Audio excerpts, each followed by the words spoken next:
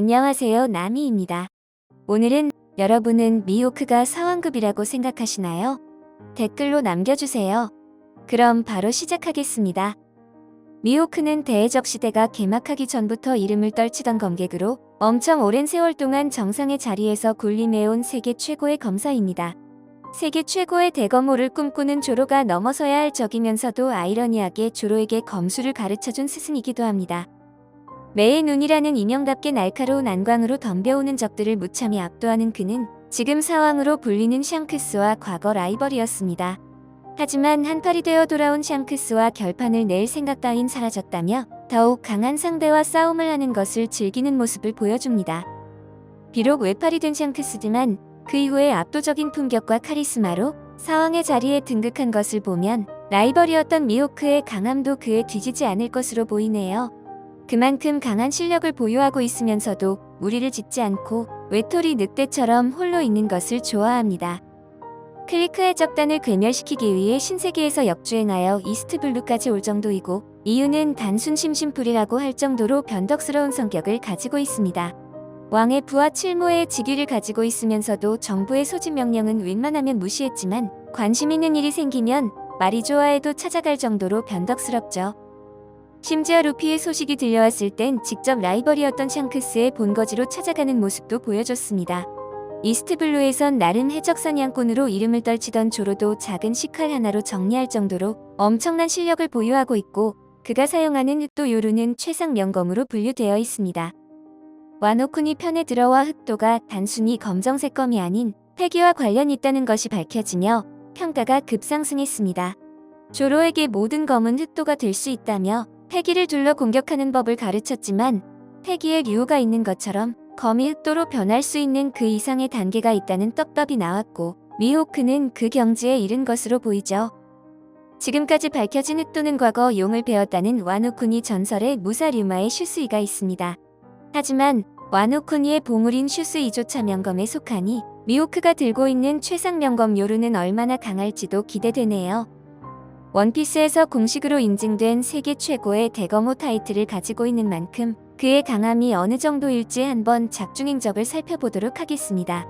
보통 소년 만화 특성상 초반에 등장하면 뒤로 갈수록 임팩트가 떨어지는 것이 보통인데 미호크는 처음부터 너무 엄청난 임팩트와 포스를 보여줬고 지금까지도 이어지고 있습니다. 처음엔 그저 심심풀이로 해적들을 공격하는 미치광이 같은 이미지였으나 조로의 진심을 보고 인정하며 제대로 상대해주는 모습은 강자의 품격을 보여주기도 했죠. 심지어 앞으로 강대한 적이 될지도 모르는 조로에게 기회를 주고 언제나 최강의 자리에서 기다리겠다며 조로를 격려하기도 했습니다. 루피가 아론을 격파하고 3천만 베리의 현상금을 얻게 되었을 때는 직접 샹크스의 본거지로 찾아갔고 선원들은 모두 메이눈이 왔다며 엄청나게 경계하는 모습을 보여주죠. 한 딸을 잃었다고는 하지만 사왕으로 불리는 샹크스와 결판낼 생각 따윈 사라졌다며 마치 자기보다 약하다는 말투를 보여주기도 하죠.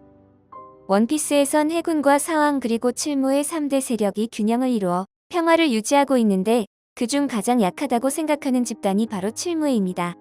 물론 칠무회가 강한 것은 맞지만 크로커다일이나 모리아 도플라밍고들은 사왕급은 아니고 사왕 최고 간부 수준으로 여겨지고 있죠. 하지만 칠무회가 사왕과 함께 3대 세력으로 불리는 이유 중 하나가 바로 미호크의 존재 때문이라는 의견도 많습니다. 사왕 샹크스나 사왕과도 1대1로 밀리지 않을 수준의 강자가 있기 때문이라고들 하죠.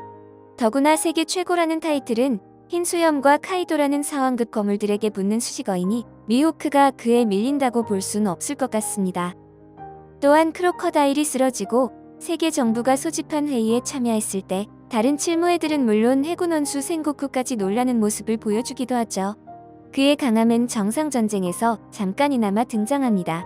그가 가볍게 휘두른 참격은 다른 칠무회들은 물론 해군 대장들까지 경계할 정도로 강력했습니다. 비록 다이아몬드의 경도를 가지고 있는 조즈에게 막히긴 했지만 이들의 반응을 보면 얼마나 강력한지 짐작이 가죠. 극장판에선 조로가 필살기를 사용해 겨우 저지했던 후지토라의 운석을 간단한 참격으로 모두 날려버리는 강함도 보여줬습니다. 2부에 들어선 훗날 가장 강대한 적이 될 것인 조로를 제자로 받아주는 등 품격 있는 모습도 보여줬습니다. 미호크의 훈련을 받은 조로가 도플라밍고의 간부 피카를 가볍게 제압했고 심지어 사왕 카이도에게 영원히 남을 흉터를 남길 정도로 성장했죠. 조로가 엄청나게 성장하며 당연히 스승인 미호크의 주가도 끝없이 치솟았습니다. 미호크와 조로의 차이를 감안하고 본다면 미호크의 진심 모드는 세계 최강의 생물인 카이도와도 좋은 승부를 낼 수 있을 것으로 보이죠.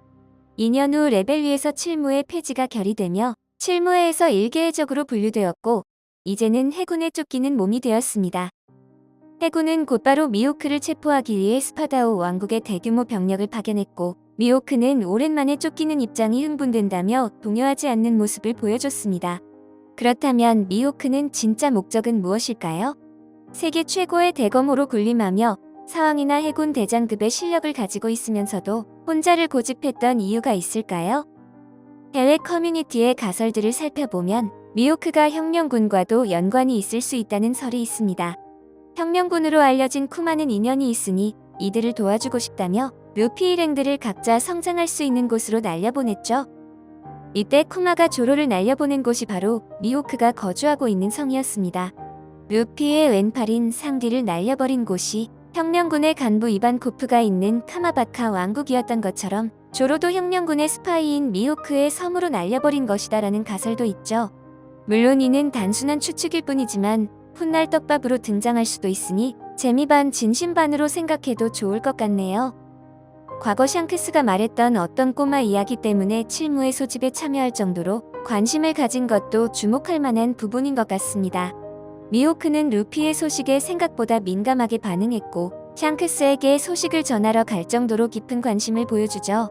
추가로 정상전쟁에서 만났을 땐 너무도 가볍게 제압할 수 있었지만 마치 일부러 시험해보는 듯한 장면도 나왔습니다. 과연 미호크와 루피 그리고 혁명군이 어떤 관련이 있을지도 재미있는 관전 포인트가 되겠네요. 이번 와노쿠니 편이 끝나면 잠깐 이슈가 되었던 칠무의 폐지로 인한 상황들이 나올 것으로 보이고 그 과정에서 미호크가 어떠한 포지션으로 등장하게 될지가 관건이겠네요. 사람들은 미호크가 비의 시류에게 최고의 검사 자리를 빼앗기고 조로가 복수하는 그림을 그리는 장면도 있는데 시류는 사왕급으로 보긴 어려워서 어떤 식으로 전개가 될지 궁금해지네요. 오늘의 분석은 여기까지입니다. 시청해주셔서 감사합니다.